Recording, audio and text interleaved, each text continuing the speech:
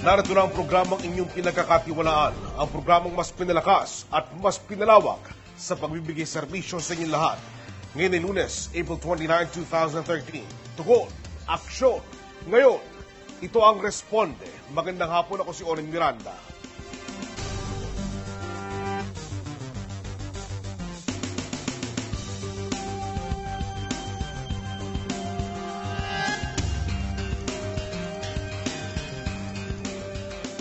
Isang kababayan natin mula sa Lokban, Quezon ang nagparesponde sa programa noong Marso para matulungan siya maiuwi ang mga labi ng kanyang asawa na namatay sa Riyadh, Saudi Arabia.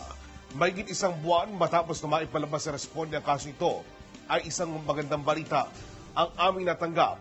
Darating na sa bansa mga labi ni Ronel Constante at kahapon kasama ang responde ng pamilya Constante na nag-abang sa pagdating ng mga labi ni Ronel. Tunghayan natin yan sa report ni Erwin Quintana.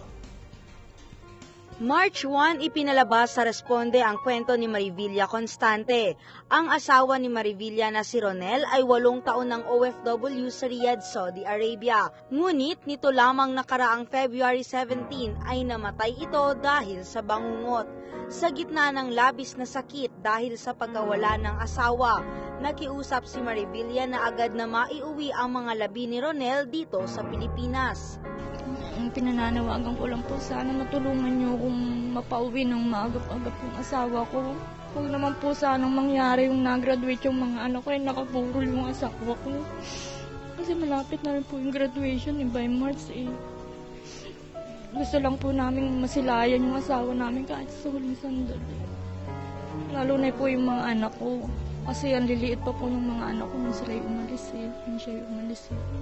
Agad namang iniugnay ng responde ang kasong ito sa Overseas Workers Welfare Administration o OWA. Pero makakaasa yung pamilya na tutulong tayo doon sa repatriation, makikipag-ugnayan tayo doon sa Assistance to National Unit ng Embassy para mapabilis yung kanyang pag-uwi.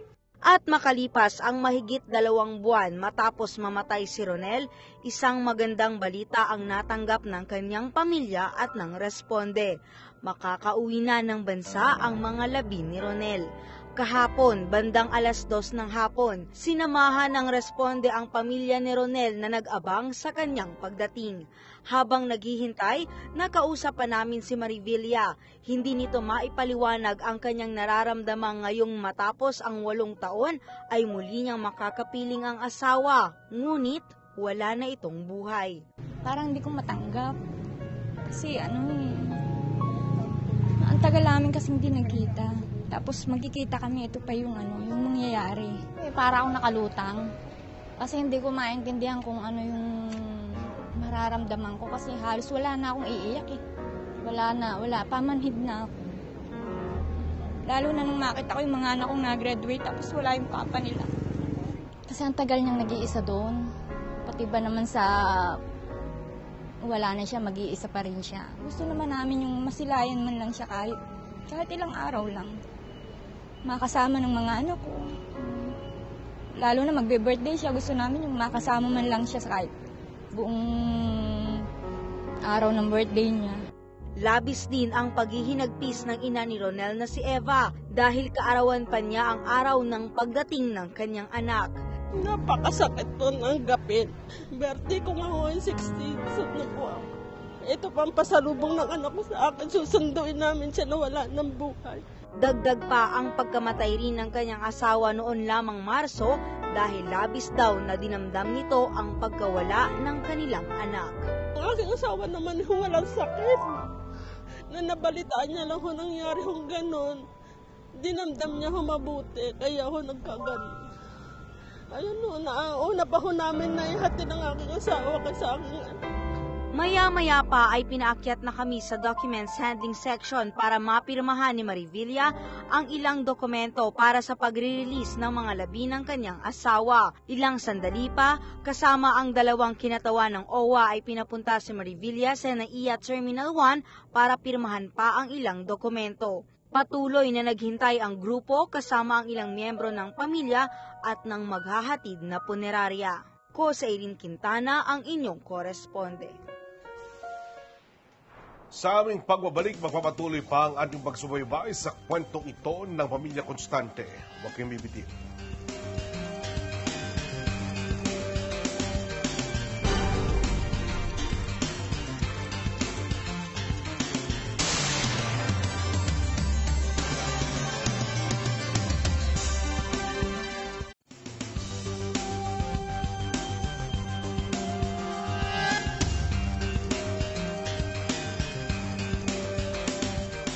Bandang alas 2:45 ng hapon kahapon, dumating na sa Pilipinas ang mga labi ng OFW na si Ronel Constante. Tunghayan natin ang mga pangyayari na masilayan na ng mga mahal sa buhay ni Ronel ang kanyang mga labi. Pagkatapos na malagdaan ni Marivilla Constante ang mga dokumento para sa pagre-release ng mga labi ng kanyang namatay na asawa na si Ronel, kasama na ulit namin siyang naghintay. Habang naghihintay ang lahat, tahimik na lumuluha si Marivilla. Pero si Eva na ina ni Ronel ay labis na ang pag-iyak at pagtawag sa pangalan ng kanyang anak. Maya-maya pa, dumating na ang mga labi ni Ronel.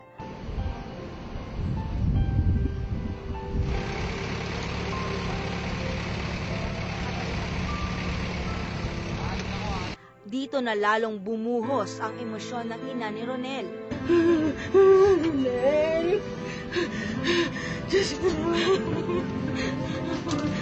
Si Marivilla tahimik sa pagluha.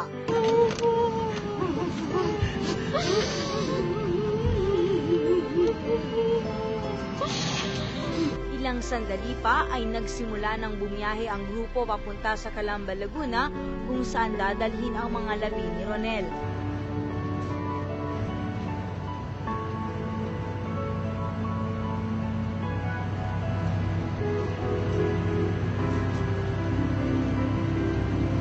Pagdating sa punerarya, hindi pa rin maawat sa pag-iyak si Eva.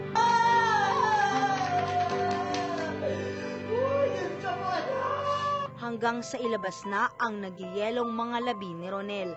Si Marivilla tahimik pa rin sa paghibik, ngunit maya-maya lang.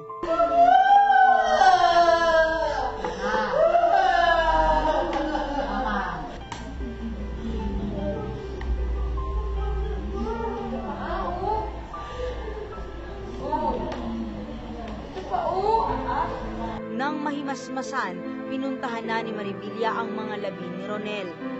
Bakas na bakas kay Marivilla ang sakit ng pagkawala ng asawa. Ako sa Iling Quintana, ang inyong correspondent. Hanggang sa pag-atid sa punerarya, kasama pa rin ng Pamilya Constante ang aming grupo. Doon ay nakausap pa namin ang kanyang pangalan na anak na pinipilit maging malatag para sa kanyang inang si Marivilla na labis ang pagdadalamhati dahil sa pagkawala ng asawa. Sa buong panahon ng paghihintay hanggang sa pagdating ng mga labi ni Ronel Constante, ang kanyang panganay na anak na si Elizabeth ang nakita ng responde na tila pinakamatatag sa lahat. Kasi pag ako po ang nagmahina pa po sa sarili ko, wala po susuporta sa mama ko eh. Ako pa po ang inaasahan dahil ako po ang panganay. Kumbaga po, ayoko na po mawala si mama sa akin eh. Tsaka po yung dalawa ko pong kapatid. Si Elizabeth kamakailan lang ay nagtapos ng kursong education. Pagtatapos, nadadaluhan sana ni Ronel. Ngunit hindi na ito nangyari. Nanghihinayang po kasi nung high school po ako, sinabi niya din po yun sa amin. Sa akin po, nung graduate ako nung high school, sabi niya, uuwi daw po siya. Hindi rin, kasi nag-renew daw po ng kontrata. O, sige, sabi ko, bawi ka na lang, college, last na yun. Eh, nung nalaman ko pong, na wala na nga po, parang sayang naman, ba't hindi pa umabot?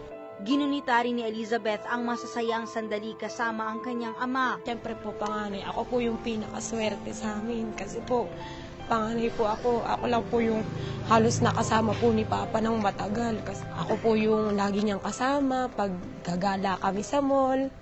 Tapos pag ako muna yung ibibili bago yung mga kapatid ko. Umaga po, yun po yung mamimiss ko kay Papa. Na ako po kasi ang prinsesa ni Papa. Kasi ako po yung isa niyang anak na babae. Ako lang po. Sa huli, nangako ito na hindi niya pababayaan ang kanilang pamilya alang-alang sa kanyang ama na labis ang isinakripisyo para sa kanila. Mamahalin ko po si mama ng buong buo. Hindi ko po siya iiwanan. Ang dalawa ko po kapatid, pagtatapusin ko para pagdating po ng panahon, kami na lang po mag-aalaga kay mama. Kasi ang tagal na po, siya po ang nagpalaki sa amin lahat eh. Kasi syempre po si papa po nasa ibang bansa. So si mama po yung nag-alaga sa amin. Yun lang po yung maiisukli namin kay mama at saka kay papa po. Minabuti na rin ang responde na hindi na muling kapanayamin pa si Marivilla. Gayunman, nagkaroon pa rin kami ng pagkakataon na makausap ang ina ni Ronel na si Eva. Malungkot na masaya. Gawa, yung namin hininsa na matagal, ito na po, nakikita na namin at hindi na namin siya makausap. Masaya kami at nandyan na po siya, nakarating na sa amin. Kasabay nito, nagpasalamat si Eva sa lahat ng tumulong para makauwi ng payapa at mabilis sa kanilang piling ang kanyang anak. Maraming salamat po sa network at responde. Nagpapasalamat po ako sa inyo. At tinulungan niyo po kami hanggang sa dito na po na kapiling na namin po ang aking anak. Ito rin ang mensaheng ipinaabot sa amin ni Elizabeth. Taos puso po kami nagpapasalamat sa inyo dahil kung hindi dahil po sa inyo, ako siguro po nasa Saudi pa po hanggang ngayon si Papa. Salamat po. Hindi po namin alam kung paano po namin kayo mapapasalamatan. Ako sa Eileen Quintana, ang inyong koresponde. Sa ngayon, 'di ba, sabi ko nga frozen pa siya. Iintayin natin yung mahupa yung lamig sa katawan niya at saka namin iimbalsamuhin. Tapos, ngayon magdamag, wala mo nang gagawin sa kanya kung hindi patagasin yung lamig sa katawan niya. Pagka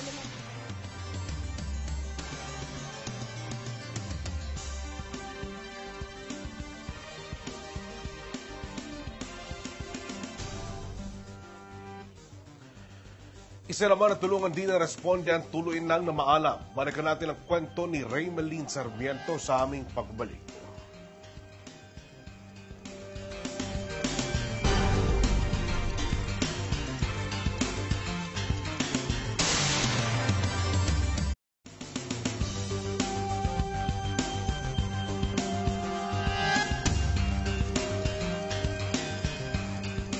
Sino makakalimot sa kwento ni Raymeline Sarmiento, ang kababayan natin na natulungan na responde na mapauwi dito sa Pilipinas mula sa bansang Lebanon.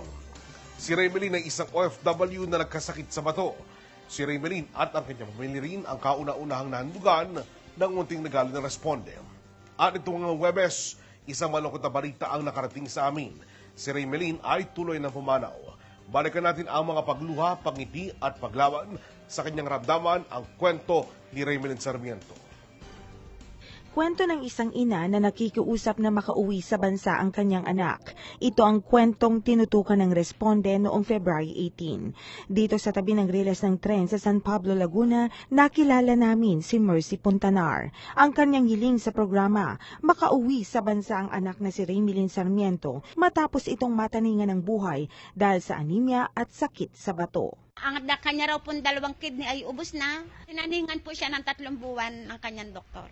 Pero hindi po ako naniniwala kasi hindi naman po siya Diyos para magsalitaan ang anak ko sa loob ng 3 buwan ay mamamatay na.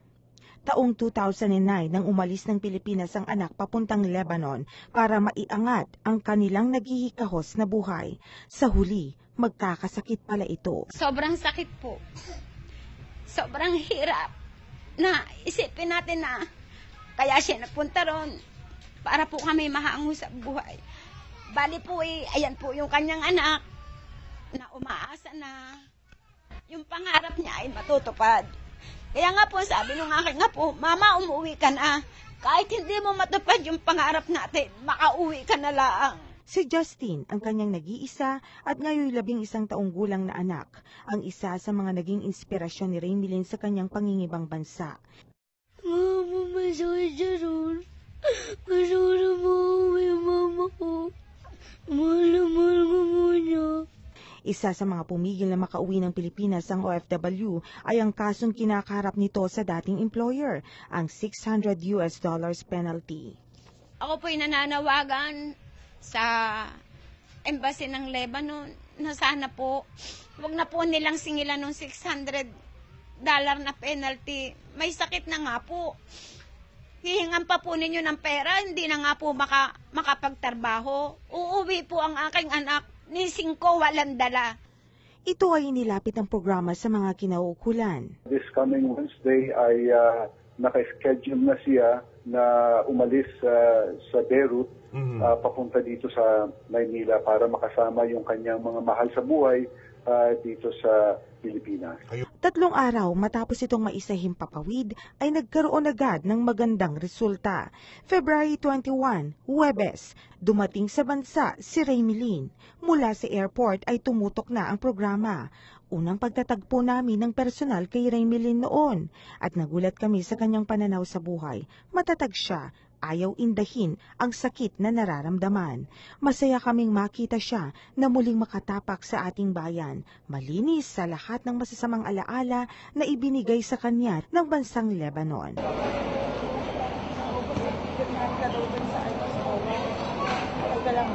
Hindi namin malilimutan ng tagpong ito, ang paghaharap ng mag-iina, si Justin, si Raymilin at ni Aling Mercy.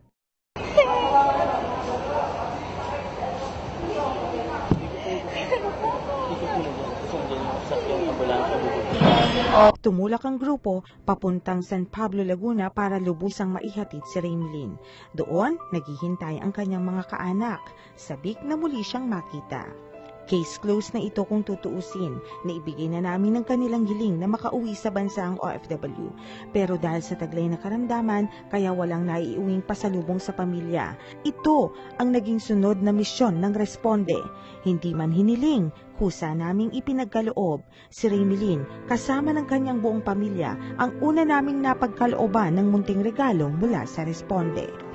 March 16 ng madaling araw ay sinundo namin si Raymilin kasama ng ilang mahal sa buhay pabalik ng Maynila, papunta sa Mindanao Avenue, Quezon City, kung saan naghihintay sa kanila ang aming munting regalo.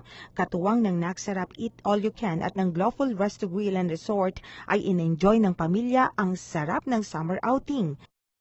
Dito, malaya silang nakapaligo.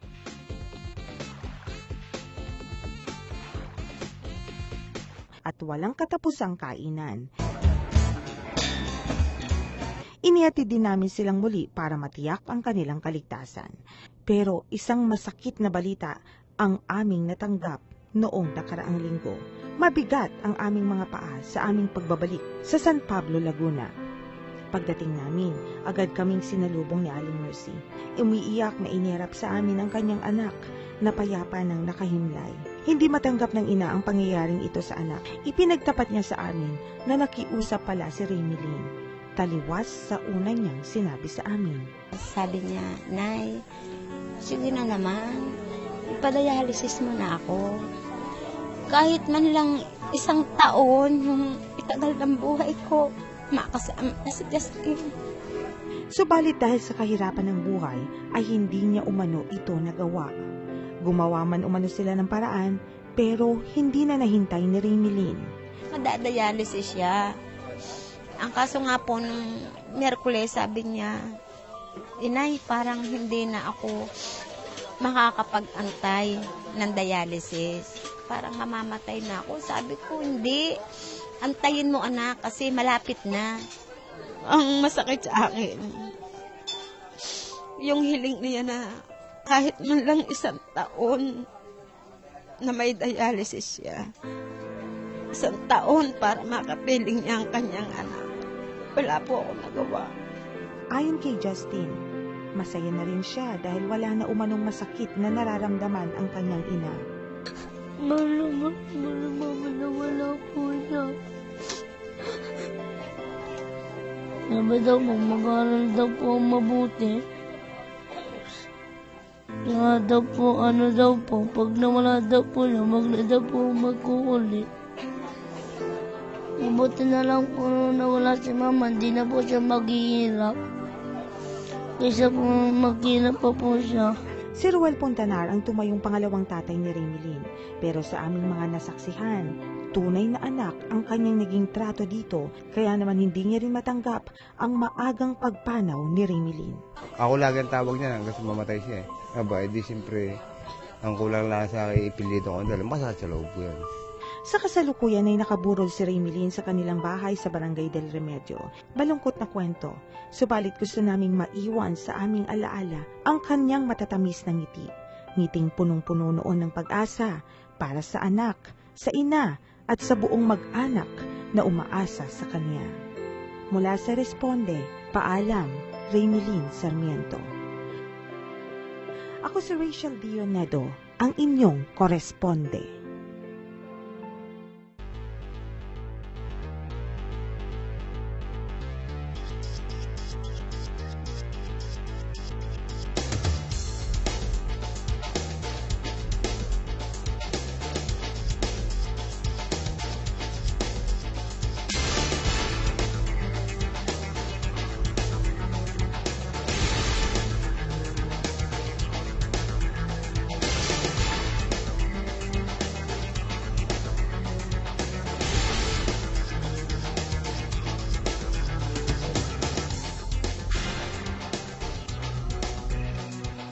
Pakitext lang inyong buong pangalan, address at ang nilalaman na reklamo. Maaari nyo kami tawagan sa aming hotline Lunes hanggang Biyernes alas 8 hanggang alas 5 ng hapon. Sa mga sumusunod po sa amin via snail mail, pakisulat din po inyong contact number.